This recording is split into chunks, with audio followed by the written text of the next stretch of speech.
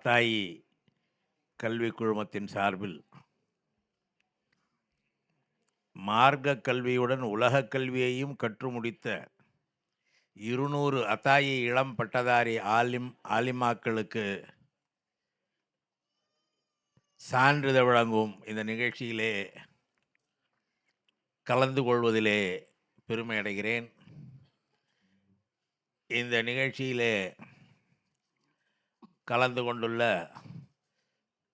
அல்லாமா சையத் நயாஸ் அகமது அவர்களே, இல்யாஸ் காசிமி அவர்களே, இல்யாஸ் ரியாஜி அவர்களே, இங்கே கலந்து கொண்டுள்ள KM முகமது அபூபக்கர் முன்னாள் சட்டப்பேரவை உறுப்பினர் அவர்களே, தம்பி ஹசன் மௌலானா MLA அவர்களே, இங்கே பெருவாரியாக கலந்து கொண்டு விடைபெற்று சென்றிருக்கின்ற முன்னணி தலைவர்களே, சான்றிதழ் பெற வருகை தந்திருக்கின்ற ஆலிம்களே, ஆலிமாக்களே, பெரியோர்களே, தாய்மார்களே, நண்பர்களே, வணக்கம். கல்வியின் முக்கியத்துவம் என்ன என்பதை பலரும் இங்கே சொல்லிவிட்டு சென்றிருக்கிறார்கள். நாமெல்லாம் தெரிந்து கொள்ள வேண்டியது ஒன்று. இந்தியா சுதந்திரம் அடைந்த பிறகு அமைக்கப்பட்ட அமைச்சரவையிலே கல்வி அமைச்சராக நியமிக்கப்பட்டவர் மௌலானா அபுல் கலாம் ஆசாத் அவர்கள். இந்தியாவிலே கல்வி தினம் என்று ஒன்றை கொண்டாடினால் அது ஆசாத் அவர்களுடைய பிறந்த நாளைத்தான் கொண்டாடி வருகிறோம். அந்த அளவுக்கு கல்வியின் முன்னேற்றத்தை, கல்வி எல்லோரும் பயில வேண்டும், எல்லோரும் கல்வி கற்க வேண்டும் என்பதற்காகவே தம் வாழ்நாளெல்லாம் உழைத்தவர் மௌலானா அபுல் கலாம் ஆசாத் அவர்கள். இந்திய வரலாறு ஒரு வேறுபட்ட வரலாறு. நான் வேடிக்கையாக சொல்வதுண்டு, பாகிஸ்தான் பிரிவினையின் போது முகமது அலி ஜின்னா அவர்கள் அதற்கு முன்னாலே இந்தியாவில் இருந்த காலத்தில் ஆல் இண்டியா முஸ்லீம் லீக், அகில இந்திய முஸ்லீம் லீக் என்று ஒரு அமைப்பு, அந்த அமைப்புக்கு அவர் தலைவராக இருந்தார்.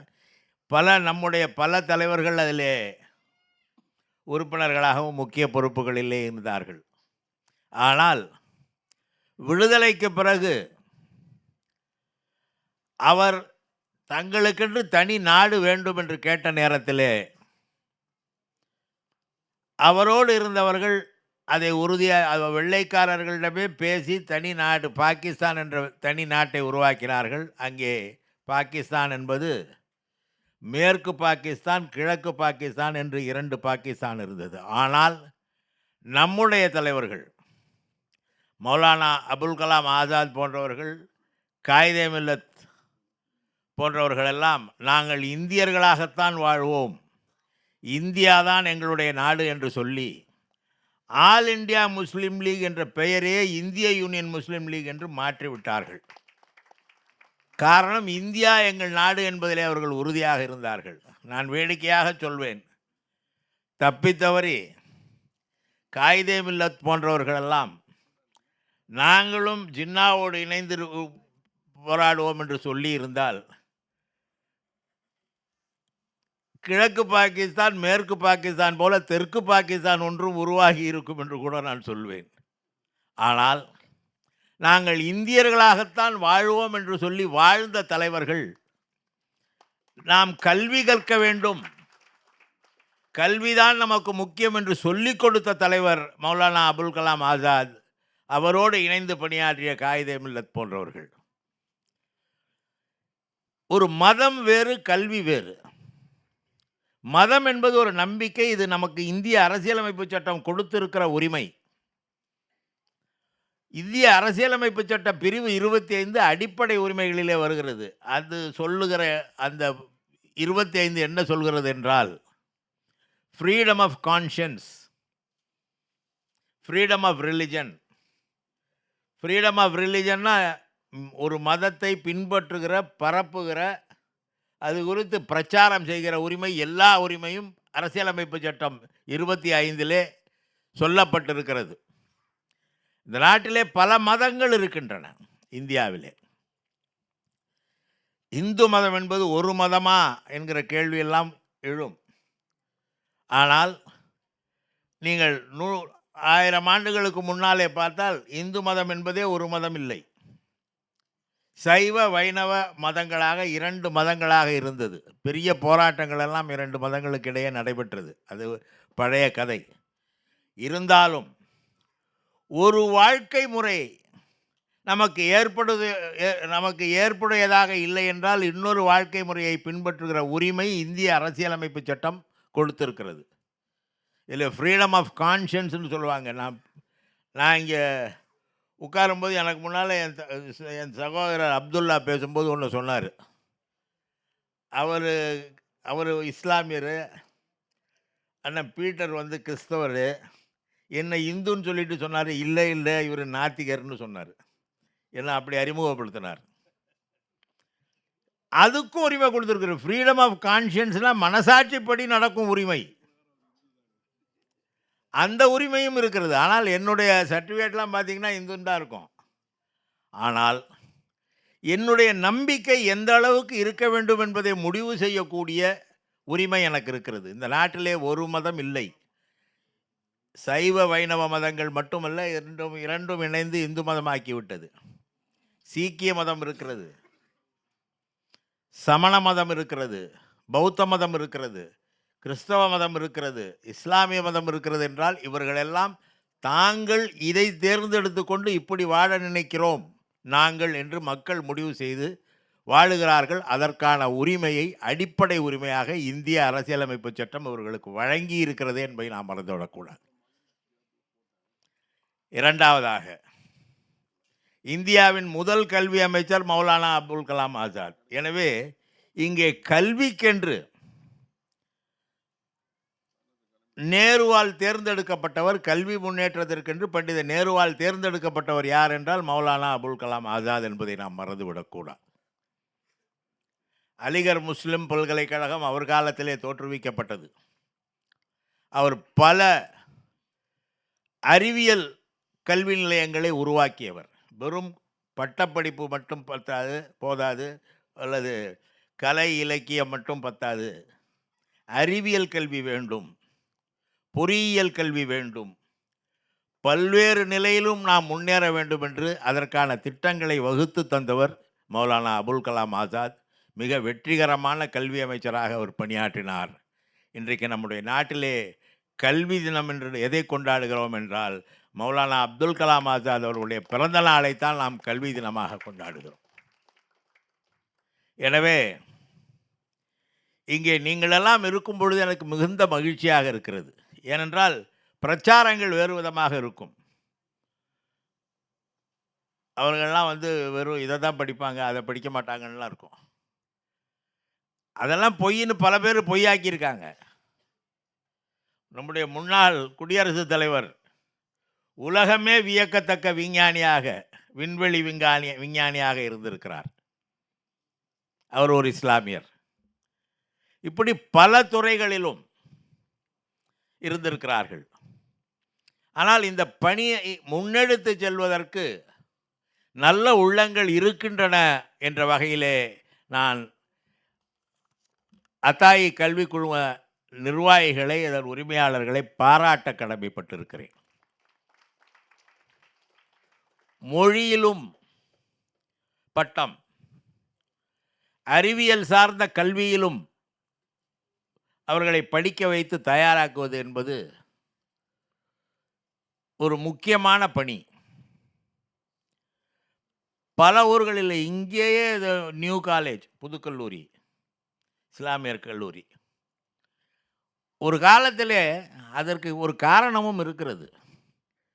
இங்கே இருந்த சமுதாயத்திலே நாம் ஏன் இந்து மதத்துக்கு எதிராக பேசுகிறோம் என்று என்னை பார்த்து இந்து இல்லை என்று சொன்னாரே, அதுக்கு ஒரு காரணத்தை மட்டும் சொல்லிவிடுகிறேன்.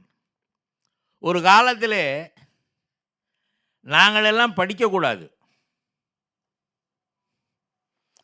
எங்களுக்கு படிக்கிற தகுதி கிடையாது. ஏனென்றால் வர்ணாசிரம முறைப்படி நாங்கள் படிக்கக்கூடாதவர்கள். பள்ளிக்கூடங்களிலே எங்களுக்கு இடம் கிடையாது. எங்களுக்கு மட்டும் இல்ல, எங்களை விட தாழ்ந்தவர்களாக, தீண்டத்தகாதவர்களாக கூட ஒரு இடம் இருந்தது. அப்படிப்பட்ட சூழ்நிலையிலே இதற்கான போராட்டத்தை முன்னெடுத்து சென்ற இயக்கம்தான் திராவிட இயக்கம். திராவிட இயக்கத்தை பார்த்து இந்து மதத்துக்கு எதிரானவர்கள் என்று சொல்வார்கள். நான் வேடிக்கையாக சொல்வேன், இந்து மதத்திலே உள்ள 90% பிற்படுத்தப்பட்ட தாழ்த்தப்பட்ட மக்களின் உரிமைகளுக்காக உருவான இயக்கம் ஒன்று உண்டு என்றால், இந்துக்களுக்காகவே உருவான இயக்கம் ஒன்று உண்டு என்றால் அது திராவிட இயக்கம்தான். நீதி கட்சி அதற்காகத்தான் உருவாக்கப்பட்டது.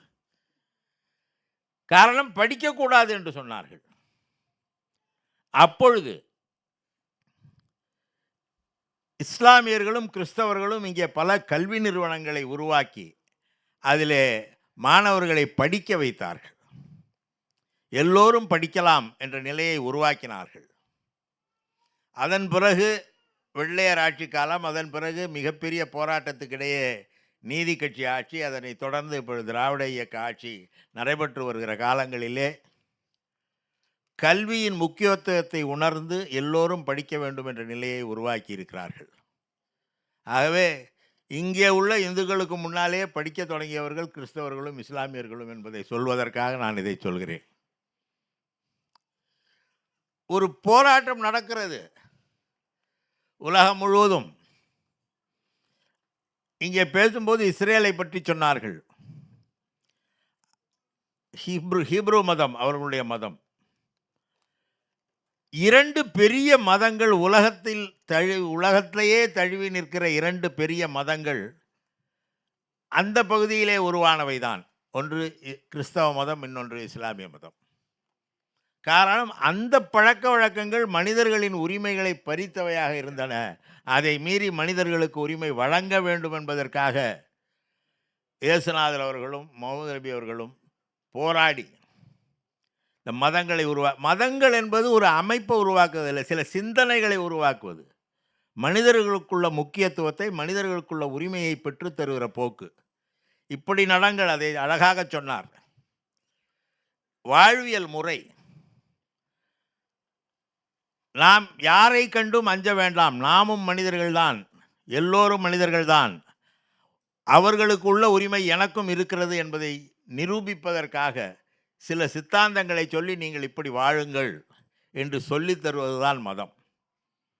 ஆனால் இன்னும் சில நேரங்களில் பழமைவாதம் தொடர்ந்து இருந்து கொண்டுதான் இருக்கிறது. பழமைவாதம் ஒரு அமைப்பு, ஒரு பெயரை காப்பாற்றுமே தவிர மக்களை காப்பாற்றாது. அதை புரிந்து கொள்ள வேண்டும். மக்கள் தனித்தனியே அறிவு பெற்றவர்களாக, ஆற்றல் பெற்றவர்களாக, வலிமை பெற்றவர்களாக, இந்த உலகத்திலே ஒரு கூட்டத்தையே இயக்கக்கூடிய திறமை பெற்றவர்களாக வளர வேண்டுமென்றால் கல்வி ஒன்றுதான் அவற்றையெல்லாம் அவர்களுக்கு வழங்கும் என்பதை புரிந்து கொண்டு இன்றைக்கு அத்தாயி கல்விக் குழுமம் இந்த செயலை செய்து வருகிறது என்பது இந்த சமுதாயத்துக்கே செய்கிற ஒரு நன்மையாக நான் கருதுகிறேன். அவர்களை மிகவும் பாராட்ட நான் கடமைப்பட்டுள்ளேன்.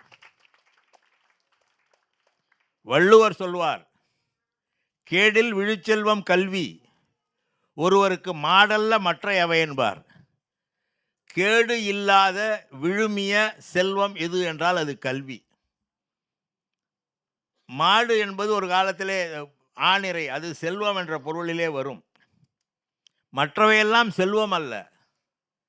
கேடு இல்லாத விழுமிய செல்வம் ஒரு செல்வம் என்றால் அது கல்வி மட்டும்தான் என்று வள்ளுவர் 2000 ஆண்டுகளுக்கு முன்னாலேயே சொல்லியிருக்கிறார்.